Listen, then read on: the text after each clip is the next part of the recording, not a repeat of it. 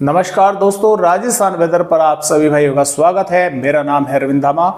देखिए दोस्तों, सिस्टम की वजह से जो कि वेलमार्क सिस्टम इस समय गुजरात के भागों पर है, राजस्थान के भागों पर मॉइस्चर पहुंच रहा है और बारिश कई भागों पर होने की संभावनाएं बनी हुई है, यानी कि बादल कई भागों पर दिखाई दे रहे हैं और ये बारिश की गतिविधियां आगे अक्टूबर में और बढ़ती हुई राजस्थान के भागों पर जो है वो हमें फिलहाल के अपडेट के अनुसार नजर आ रही है। नमस्कार, मेरा नाम है रविंद्र धामा और आप सभी भाइयों का स्वागत है राजस्थान वेदर पर। देखें दोस्तों, इस वीडियो में हम देखेंगे 30 सितंबर से 7-8 अक्टूबर तक किस तरह से राजस्थान के भागों पर मौसम रहेगा और बारिश होने की संभावनाएं हैं। अभी फिलहाल जो सिस्टम है गुजरात के सौराष्ट्र के भागों पर है, लगातार अरब सागर के भागों की तरफ आगे बढ़ रहा है, लेकिन अरब सागर पर पहुंचकर ये ताकतवर भी होगा थोड़ा। तो ताकतवर जैसे जैसे होगा तो भले ही आगे पहुंचता रहे, लेकिन इसका मॉइस्चर राजस्थान के भागों पर पहुंचता रहेगा, क्योंकि ताकतवर होते ही एरिया भी इसका बड़ा हो जाता है और एरिया बड़ा होने के कारण जो हवाएं हैं वे काफी दूर तक ये चलाने लगता है। तो भले ही ये आगे पहुंच रहा है, अभी तो फिलहाल यहाँ पर है, तो यहां से जो मॉइस्चर है वो इस तरह से राजस्थान के भागों पर पहुंचेगा, बारिश होने की संभावनाएं हैं। अभी फिलहाल एक सिस्टम आंध्र प्रदेश के भागों पर सर्कुलेशन बन चुका है। इसके अलावा भी अंडमान निकोबार द्वीप समूह पर 30 सितंबर के आसपास एक और नए सर्कुलेशन के बनने की संभावनाएं हैं, जो कि 1 अक्टूबर में वेलमार्क और लो प्रेशर एरिया और आगे 2 अक्टूबर में वेलमार्क सिस्टम बनकर भारत के पूर्वी राज्यों की तरफ आगे बढ़ेगा।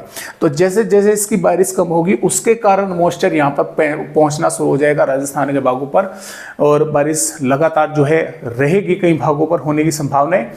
और 4-5 अक्टूबर के आसपास एक नया स्ट्रॉन्ग WD भी भारत के पहाड़ी राज्यों पर आने वाला है, जिसके कारण राजस्थान के कई भागों पर बारिश होने की संभावनाएं उत्तरी भागों पर भी जो है वो बन सकती है फिलहाल के अपडेट के अनुसार।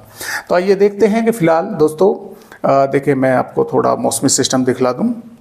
ये देखिए दोस्तों, अब ये वेलमार्क है यहाँ पर, ये जैसे ही बाहर निकलेगा तो ये फिर से ताकतवर होने की इसकी संभावनाएं हैं और एक सर्कुलेशन ऑलरेडी आंध्र प्रदेश के भागों पर है और इसके अलावा भी यहाँ पर एक और नया सिस्टम सर्कुलेशन अगले 24 घंटों के दौरान यानी कि 30 सितंबर तक उसके बनने की संभावनाएं हैं। तो आइए देखते हैं कि फिलहाल किस तरह से राजस्थान का मौसम रहेगा।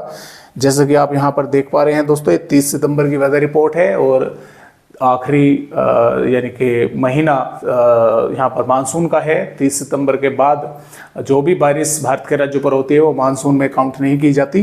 देखिए दोस्तों, जालोर, सिरोही, उदयपुर, सलूम्बर, डूंगरपुर, बांसवाड़ा, प्रतापगढ़, चित्तौड़गढ़, पाली के साथ साथ इधर बारा, कोटा, बूंदी, सवाई माधोपुर, धौलपुर, करौली, और इधर डींग, डिडवाना, कुचामन और खैरतल, तिजारा, अलवर के आसपास के भागों पर यहाँ पर कई स्थानों पर जो बारिश की व्यायावर के आसपास के भागों पर भी यानी कि यहाँ पर हल्की से मध्यम और कुछ भागों पर मध्यम से तेज बारिश देखने को मिल सकती है।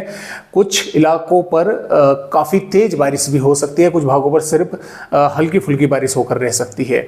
और इसके साथ साथ जैसलमेर, बाड़मेर के साथ साथ और यहाँ पर हम बोल सकते हैं कि दोस्तों देखिए बालोतरा, जोधपुर, फलोदी और इसके साथ साथ डिडवाना, कुचामन, नागौर और जहाँ पर चूरू, झुंझुनू के आसपास के भागों पर भी बादल पहुँचेंगे। कुछ स्थानों पर यहाँ पर भी इक्का दुक्का भागों पर बारिश की गतिविधियाँ देखने को मिल सकती है। हालांकि यहाँ पर बारिश की संभावनाएं कम है, यही है कि बादल दिखाई देंगे, कुछ भागों पर हल्के तो कुछ भागों पर घने, लेकिन कुछ स्थानों पर थोड़ी बहुत, कुछ गाँव या शहरों पर थोड़ी बहुत बारिश भी वे कर सकते हैं।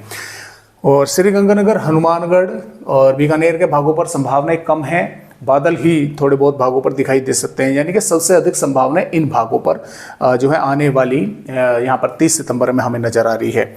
और आगे की वेदर रिपोर्ट भी दोस्तों अगर देखें तो देखिए यहाँ पर जो ये 30 सितंबर की जो वेदर रिपोर्ट है, देखिए वार्निंग कितने जिलों पर दी गई है। डिडवाना, कुचामन और खैरतल, तिजारा के साथ साथ और इधर भरतपुर, डींग, धौलपुर, करौली, सवाई माधोपुर, बूंदी, टोंक, कोटा, बारा और अजमेर, जयपुर के साथ साथ यहाँ पर व्यावर और राजसमंद, उदयपुर, प्रतापगढ़ और बांसवाड़ा, चित्तौड़गढ़, सलूम्बर, उदयपुर, सिरोही, जालौर, पाली के भागों पर यहाँ पर वार्निंग दी गई है कि मेघ गर्जन के साथ हल्की से मध्यम कुछ भागों पर तेज बारिश की गतिविधियाँ भी हो सकती हैं और कुछ भागों पर सिर्फ बादल आकर हल्की फुल्की बारिश भी कर सकते हैं।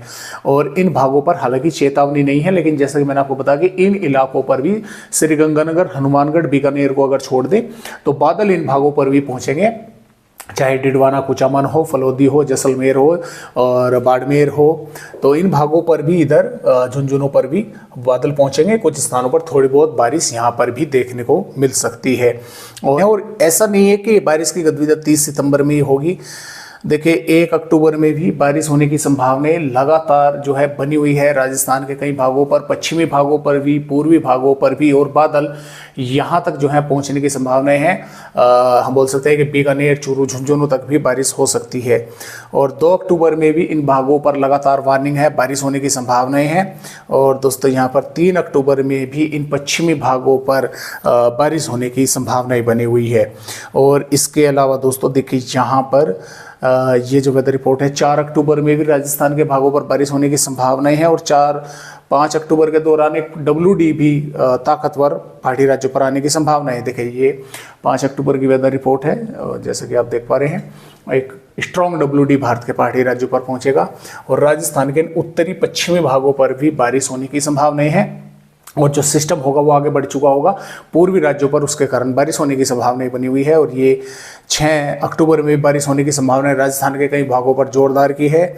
और 7 अक्टूबर में भी पूर्वी राजस्थान पर बारिश है। और 8 अक्टूबर में भी कुछ भागों पर, पूर्वी भागों पर बारिश होने की संभावना है। हालांकि 8 अक्टूबर से बारिश की गतिविधियां भी घटने की संभावना राजस्थान के भागों पर है।